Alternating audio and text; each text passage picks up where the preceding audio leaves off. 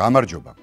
Აი დაპირებული ქართული ამბების მორიგი ეპიზოდით დაგიბრუნდით. თუ წინა ეპიზოდის ყურების შემდეგ უცნაური შეგრძნება დაგეუფლათ, თითქოს რაღაც დაგავიწყდათ, ეს ნამდვილად არხის გამოწერა იქნებოდა. ეხლა გამოიწერეთ და მოგეშვებათ. დღეს როგორც გასულ კვირაში საინტერესო ქართული ამბები მოგიმზადეთ. დავიწყოთ. აკაკის მკვლელობა. ალბათ მე-20 საუკუნის ტრაგედიების ჩამოთვლას თუ დავიწყებთ, საქართველოს ისტორიაში ძალიან დიდ დროს მოვანდომებთ. იქნება ეს გასაბჭოების პერიოდი, რეპრესიების ეპოქა, კონფლიქტები თუ სხვა. თუმცა ერთ-ერთი უდიდესი ტრაგედია გასული საუკუნის დასაწყისშივე მოხდა. ილია ჭავჭავაძის მკვლელობა. ეს შინაგანი სირცხვილი ალბათ თაობიდან თაობას გადაეცემა. როგორ მოვკალით ერის მამა ჩვენივე ხელით. ილიას მკვლელობა ხომ უდიდესი მასშტაბის ტრაგედია იყო და ეხლა წარმოიდგინეთ თქვენ აკაკი წერეთელიც რომ მოეკლათ. იცოდით რომ მისი მკვლელობაც იგეგმებოდა. სამწუხაროდ ეს სიმართლეა. ეს ამბავი იოსებ მერკვილაძემ შემოგვინახა. ერთხელ თბილისში სასტუმრო ივერიაში აკაკის ოთახში თავდამსხმელი შესულა და მის მოკლას აპირებდა. იცდი და ეს უცნობი ადამიანი აკაკის ნომერში ბებუთით ხელში. ამ დროს აკაკი წერეთელი და ბებუკო მერკვილაძე სასტუმროში დაბრუნდნენ საიდანღაც. მათი ნომრები გვერდიგვერდ ყოფილა. როცა აკაკი ოთახში შევიდა, იქ უცნობი პირი თავს დაესხა მგოსანს და ატყდა ჩოჩქოლი. სასწრაფოდ შევარდნილა სოსიკო მერკვილაძე აკაკის ოთახში. ბეწვზე მიასწრო თავდამსხმელს და დანა წაურთმევია. ამის შემდეგ ცხადია გაუკავებიათ ეს ადამიანი და დაუწყიათ დაკითხვა.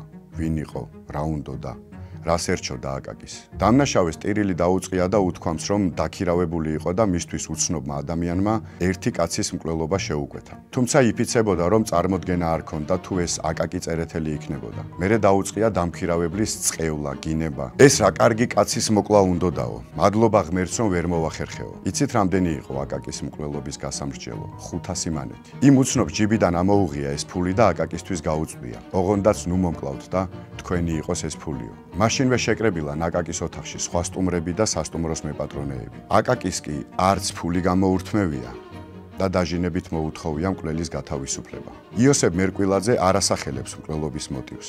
დაუჯერებელია ვის უნდა მოინდომებინა აკაკის მკვლელობა და რატომ. წარმოგიდგენიათ რა გადარჩენილები ვართ. ილია მოკლეს. აკაკი მოკლეს. თან 500 მანეთისთვის. ახლა არ იკითხოთ მაშინდელი 500 მანეთი ახლა რამდენიაო. აი რა მნიშვნელობა აქვს. თავარია რომ მაგრად გადავრჩით. ამბროსი ხელაიას დაცინვა. ახლა ერთი საცოდავი ამბავი უნდა მოგიყვეთ. როგორ დასცინეს კათოლიკოს პატრიარქ ამბროსი ხელაიას.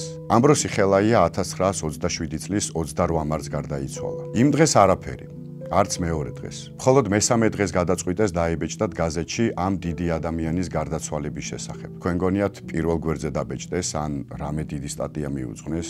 არა. ერთი პატარა გრაფა გამოუყვეს გაზეთ კომუნისტში. 28 მარტს თბილისში საკუთარ ბინაში გულის ავადმყოფობით გარდაიცვალა კათოლიკოს პატრიარქი ამბროსი ხელაია. მორჩა მეტი არაფერი.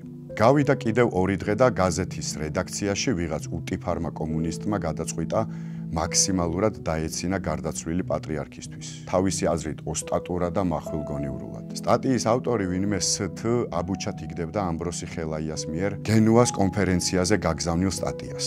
გადასახა ამბროსი ხელაიამ ჯვარი ბარათს და გადასცა ძველ რევოლუციონერს ვლასა გელაძეს. ისეთი სიფრთხილით გადაიტანა ვლასა გელაძემ ამბროსის მემორანდუმი საქართველოს საზღვრებიდან, როგორც ადრე შემოჰქონდათ საზღვარგარეთული არალეგალური ლიტერატურა. ამბროსის მემორანდუმმა გენუის კონფერენციის მდივანამდე მიაღწია საქმეების გარეშე მინისტრ ევგენი გეგეჭკორის მეშვეობით. აქაც მაგრა გაიღადავა სტატიის ავტორმა. ევგენი გეგეჭკორი პირველი რესპუბლიკის საგარეო საქმეთა მინისტრი იყო და ემიგრაციაში წავიდა და ამან საქმეების გარეშე მინისტრად მოიხსენია. დახოცა ალბათ სიცილით მაშინდელი კომუნისტები. დიდი მითქმა-მოთქმა და იმედების უფევდა მენშევიკურ წრეში ამბროსის მემორანდუმის გაგზავნის გამო. ღამით ბევრს მოუსვენრად ეძინა და დილით რომ წამოდგებოდნენ ფეხზე, გაფაციცებით იცქირებოდნენ დასავლეთისკენ. ხომ არ მოსჩანს ინგლისის, ფრანგების ან იტალიელების ჯარებიო. გადიოდნენ დღეები, თვეები, წლები. გენუის კონფერენცია ჩაბარდა ისტორიას.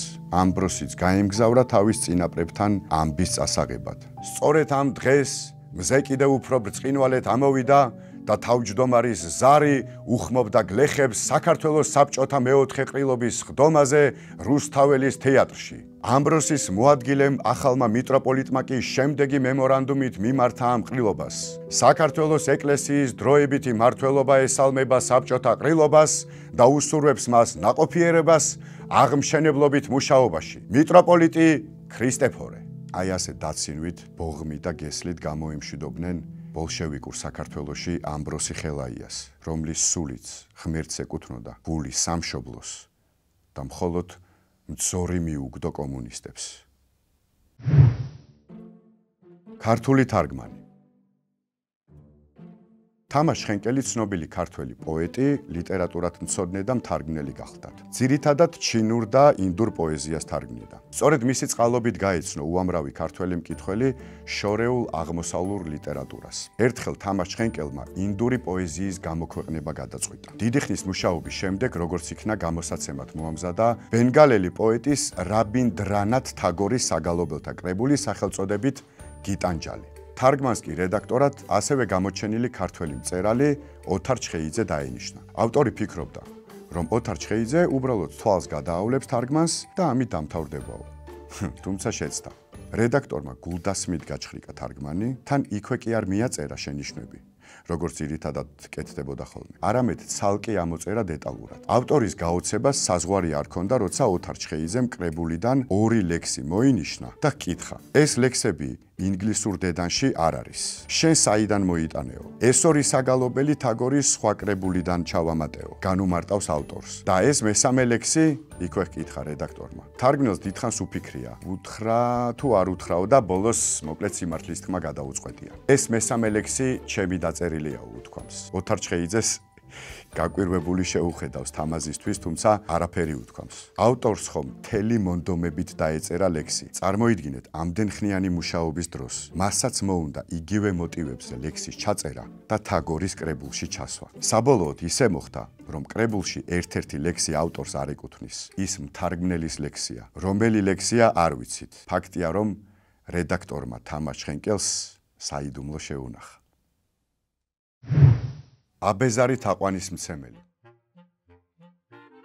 ქართველი პოეტი და მთარგმნელი ქეთევან შენგელია საინტერესო ამბავს იხსენებს ასევე ცნობილ და საამაყო ქართველ მწერალ თამაშ ჭილაძეზე. ეს ამბავი გასული საუკუნის მიწურულს მომხდარა. თურმე ერთ მშვენიერ დღეს ქეთევან შენგელია თამაშ ჭილაძესთან უნდა მისულიყო სახლში და ჟურნალ ნათობისთვის მასალა უნდა მიეტანა. სწორედ იმ დღეს მეგობრებს სხვაგან დაუპატიჟებიათ. თურმე იმდენს ეხვეწნენ და იმუდარნენ, რომ უარი ვერ უთხრა და წაყვა. როგორც მოყოლილიდან ირკვევა, იქ მაინც და მაინც საინტერესო არაფერი ხდებოდა და ქეთევანმაც დროულად გადაწყვიტა იქაურობის დატოვება. ეს არ აღმოჩნდა მარტივი, რადგან ვერაფრით დააღწია თავი ერთ აბეზარ მომაბეზრებელ ადამიანს, რომელიც არა და არ მოეშვა. უხეშად მოქცევა კი მწერალს არ უნდოდა. თან ისიც ხომ გახსოვთ, თამაშ ჭილაძესთან იყო მისასვლელი. ბოლოს ძალიან რომ შეაგვიანდა დაურეკა. ბატონ თამასთან დაურეკე, იხსენებდა ქეთევანი. შეიძლება ცოტა დამაგვიანდეს მეთქი. ჩემს დაგვიანებაზე არასოდეს საყვედური არ გამოუთქვამს, მაგრამ აღელვება რომ შემატყო, კითხა რა ხდებაო. ჯერ არ უთხარი, მაგრამ ძნელი იყო მისთვის